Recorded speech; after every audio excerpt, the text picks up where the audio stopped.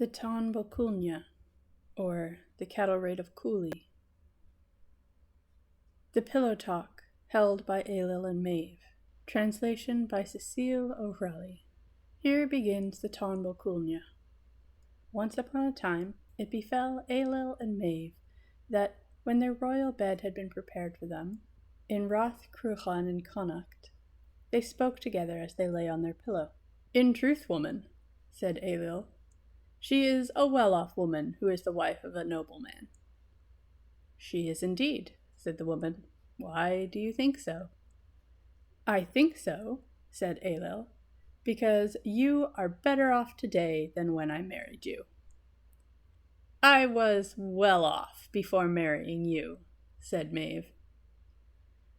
"It was wealth that we had not heard of and did not know of," said Ailill. "But you were a woman of property, and foes from lands next to you were carrying off spoils and booty from you."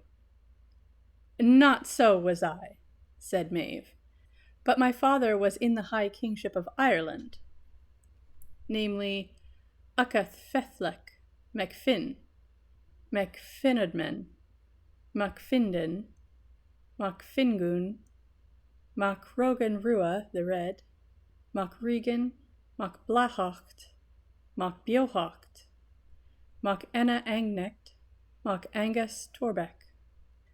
He had 6 daughters, Deirbru, Ethna, Ella, Clothru, Mugan, and Maeve. I was the noblest and worthiest of them. I was the most generous of them in bounty and the bestowal of gifts. I was best of them in battle and fight and combat. I had 1,500 royal mercenaries of the sons of strangers exiled from their own land, and as many of the sons of native freemen within the province. And there were 10 men for each mercenary of these, and 9 men for each mercenary, and 8 men for each mercenary, and 7 men for each mercenary, and 6 for each mercenary, and 5 for each mercenary, and 4 for each mercenary, and 3 for each mercenary, and 2 for each mercenary, and 1 for each mercenary. I had these as my standing household," said Maeve, "and for that reason my father gave me one of the provinces of Ireland, namely the province of Crucha, whence I am called Maeve Cruachna. Messengers came from Fin Mac Ross Rua, the king of Leinster, to sue for me, and from Carbra Neafer, king of Tara, and they came from Conover Macfecna, king of Ulster, and they came from Auchubec. But I consented not, for I demanded a strange bride gift, such as no woman before me had asked of a man of the men of Ireland, to wit, a husband without meanness, without jealousy, without fear.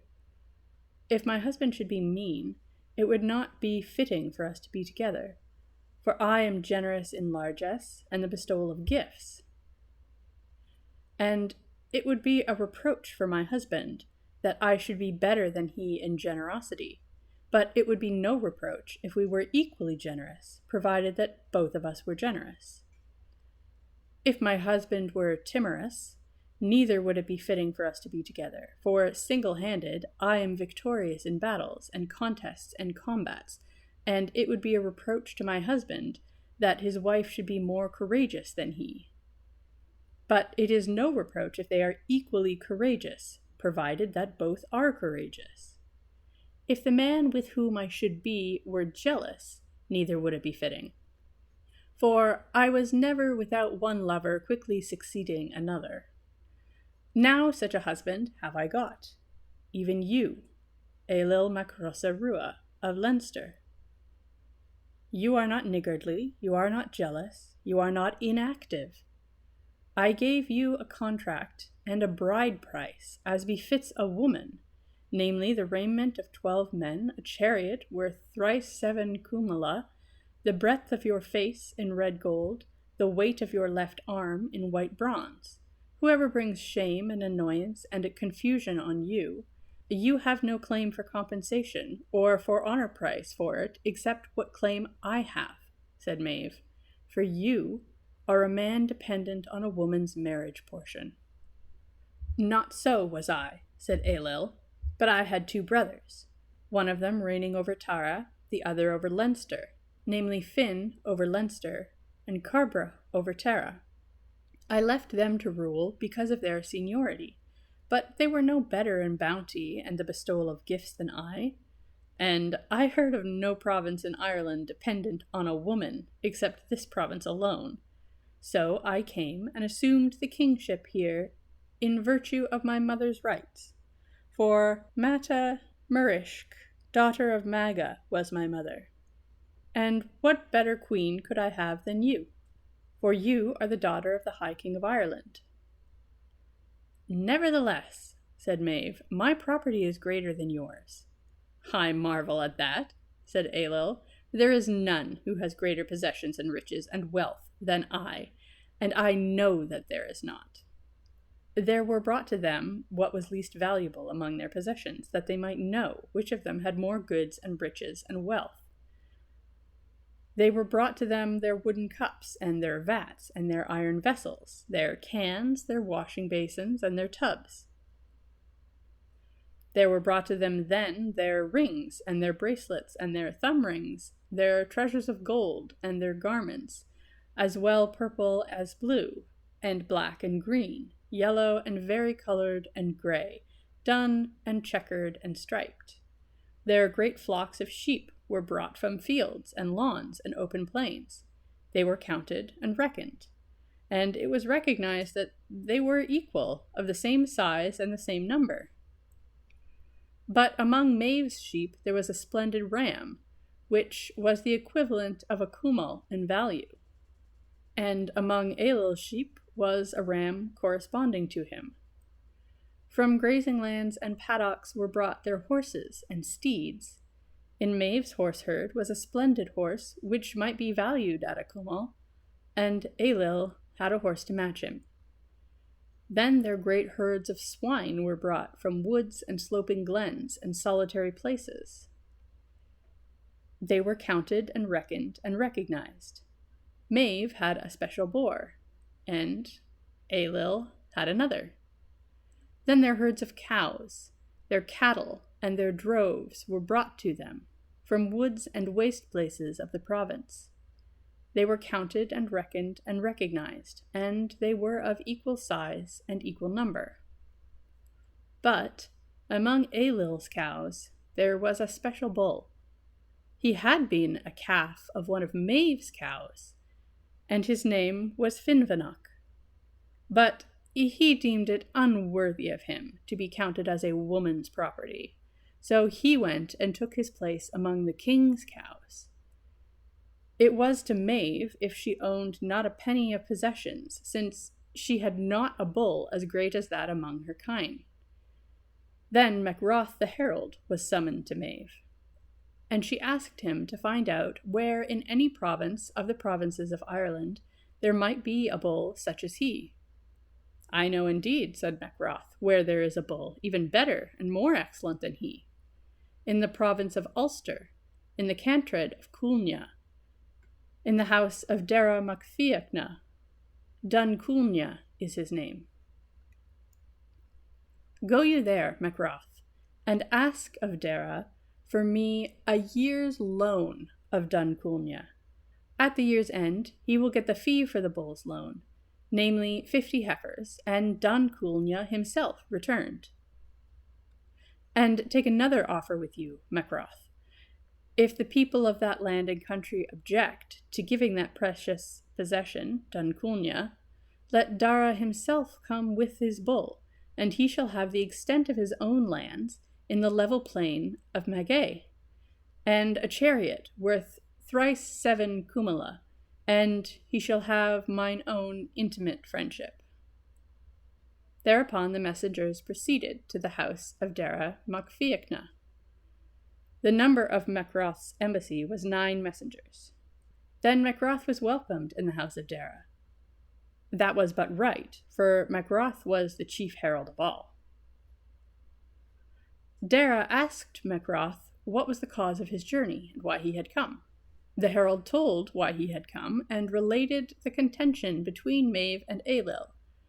And it is to ask for the loan of the Dun Culnia to match the Finvanach that I have come, said he, and you shall get the fee for his loan, namely 50 heifers, and the return of Dun Culnia himself, and there is somewhat besides. Come yourself with the bull, and you shall get an area equal to your own lands in the level plain of Magay, and a chariot worth thrice 7 kumala, and Maeve's intimate friendship to boot. Dara was pleased with that, and in his pleasure he shook himself so that the seams of the flock beds beneath him burst asunder, and he said, By the truth of my conscience, even if the Ulstermen object, this precious possession, Dun Culnia, will now be taken to Ailill and Maeve in the land of Connacht. Macroth was pleased to hear what Mac Fiachna had said. Then they were attended to, and straw and fresh rushes were strewn underfoot for them. The choicest food was served to them, and a drinking feast provided until they were merry, and a conversation took place between 2 of the messengers.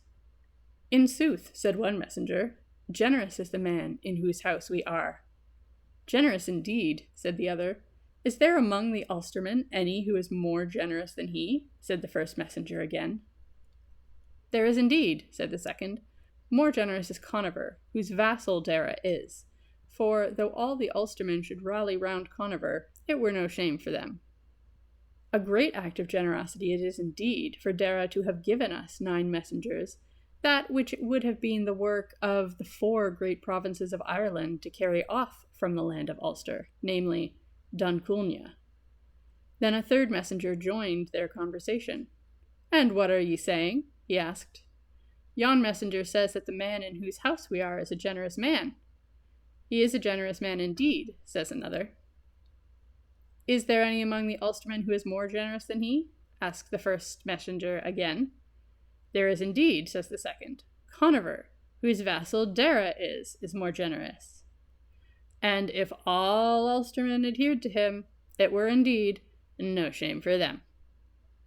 It was generous of Dara to give us 9 messengers, what only the 4 great provinces of Ireland could carry off from the land of Ulster. I should like to see a gush of blood and gore from the mouth which that talk comes. For if the bull were not given willingly, he would have been given perforce. Then Dara Mac Fiachna's butler came into the house, with a man carrying liquor and another carrying meat, and he heard what the messengers said. He flew into a passion, and laid down the meat and drink for them, and he did not invite them to consume it, neither did he tell them to consume it. Thereafter he went to the house where Dara Mac Fiachna was, and said, Was it you who gave that excellent treasure, the Dun Culnia, to the messengers? It was indeed, said Dara. Where he was given may there be no proper rule, for what they say is true, that if you do not give him of your own free will, you will give him by force, by reason of the armies of Ailill and Maeve, and the guidance of Fergus MacRoy. I swear by the gods whom I worship, unless they take him thus by force, they shall not take him by fair means. They spend the night thus until morning. Early on the morrow, the messengers arose, and went into the house where Dara was. Guide us, noble sir, to the spot where Dun Culnia is. Not so indeed, said Dara. But if it were my custom to deal treacherously with messengers or travellers or voyagers, not one of you should escape alive. What is this? Said Macroth. There is great cause for it, said Dara. Ye said that if I did not give the bull willingly, then I should give him under compulsion by reason of the army of Ailill and Maeve, and the guidance of Fergus. Nay, said Macroth, whatever messengers might say as a result of indulging in your meat and drink, it should not be heeded or noticed, nor accounted as a reproach to Ailill and Maeve. Yet I shall not give my bull, Macroth, on this occasion. Thus the messengers went on their way back, and reached Rathcruachan in Connacht. Maeve asked tidings of them. Macroth told her that they had not brought back his bull from Dara. "What was the cause of that?" asked Maeve. Macroth told her the reason for it. "There is no necessity to smooth the knots, Macroth, for it was certain," said Maeve, "that he would not be freely given if he were not given by force. And he shall be so given."